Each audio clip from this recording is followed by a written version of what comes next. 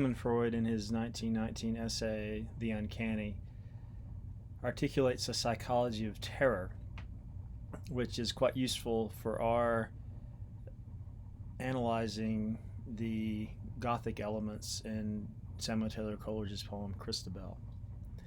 In this essay, Freud is trying to understand the psychological dynamic behind our feelings of terror. And he says the driving force behind any experience of terror is the uncanny. Now, what is the uncanny? Through a very detailed etymological analysis, Freud concludes that an uncanny experience is a mixture of the familiar and the unfamiliar. And this is so because the uncanny moment occurs when there is a return of the repressed.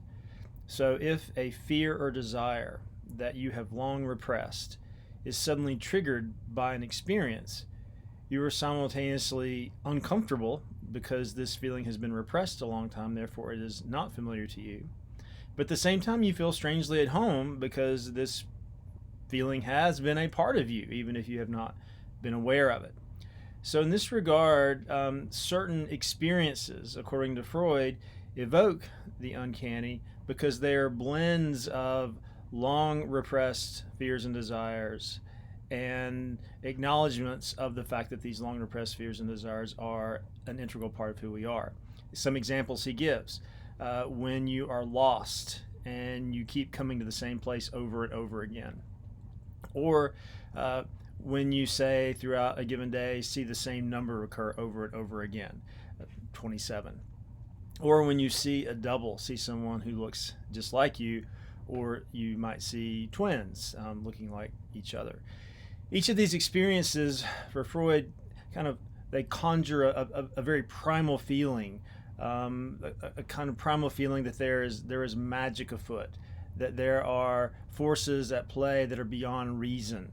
And this is a very ancient, deep part of who we are. The idea that we might somehow be trapped in this loop of time where we're doomed to have the same experience over and over again, or the idea that there is someone just like us. Maybe it's our soul, maybe it's our spirit, maybe it's a premonition of death. All these experiences, they might seem superstition to the modern mind, but they are a deep part of our psyche. So when these feelings occur, we are in that kind of strange place between the unfamiliar and the familiar. Unfamiliar because these moments are from a way of thinking and seeing that feel pre-rational, but also familiar because we have these feelings deep within us. Now, what I want to focus on in setting us up to think about Christabel is doubling. In a basic way, Freud's idea of the uncanny is a mechanism, let's say, a process, a dynamic of repression projection, that what we have long repressed suddenly appears outside of us. So there's a way in which what was inside suddenly appears outside. And what appears outside is, again, this mixture of the familiar and the unfamiliar. Now we can see this repression projection play out in many famously Gothic narratives, most of which feature some way of doubling. Now let's think, for instance, of probably the most famous romantic tale of doubling, Edgar Allan Poe's William Wilson, in which there are two characters named William Wilson. And one character is a scofflaw, a cheater, a liar, someone who's constantly deceiving, a con man, let's say.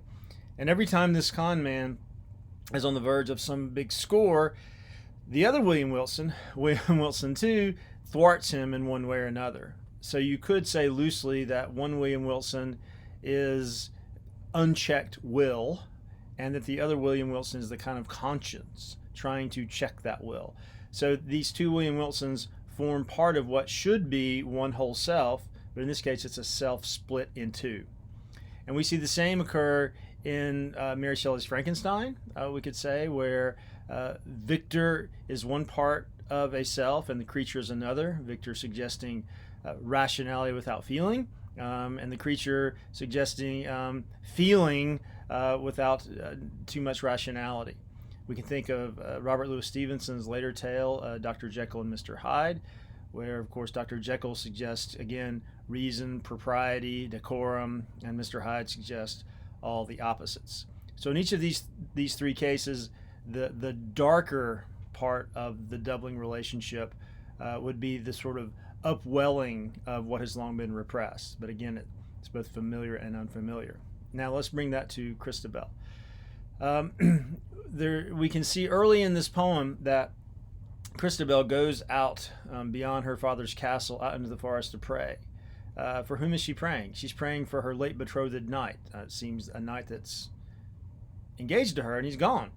But as she prays, she is moaning, suggesting this sexual energy. It seems to be as much an erotic invocation as it is concern for her lost lover.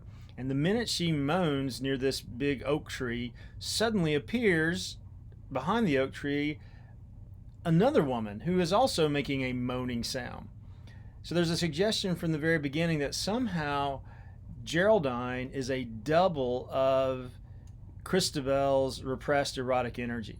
Now, there are other ways to think about the relationship, but that's a primary way of thinking about it, which leads us into the possibility that throughout the poem, though Geraldine seems to be this kind of vampiric creature who is out to corrupt and ultimately destroy Christabel, in fact, she might well be a manifestation of powerful feelings within Christabel that she needs to express.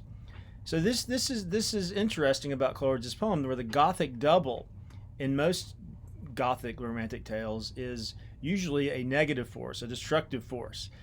But Geraldine is duplicitous. On the one hand, yes, she does seem to be a monstrous force out to steal away the innocence of Christabel, to destroy Christabel's relationship with her father, and so on. But at the same time, she might manifest, again, an energy in Christabel that her father's world is encouraging her to repress. Not encouraging her to repress, that is repressing within her.